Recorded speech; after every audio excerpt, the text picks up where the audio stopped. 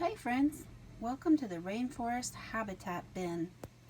Here you'll learn about all of the animals and plants that you see here and many more that live in the rainforest. Rainforests cover about 6% of the Earth's surface and are home to over half of the world's species, plants, and animals. You'll find them right along the center of the earth where things are the warmest, right on the equator, that imaginary line that goes around the earth.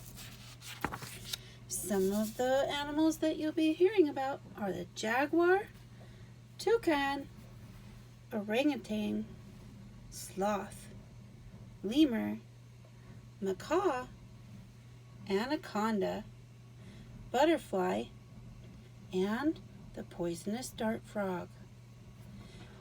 Once you've explored the bin, go back and play in the rainforest and not in the rainforest with these animals. Come see me if you have any questions.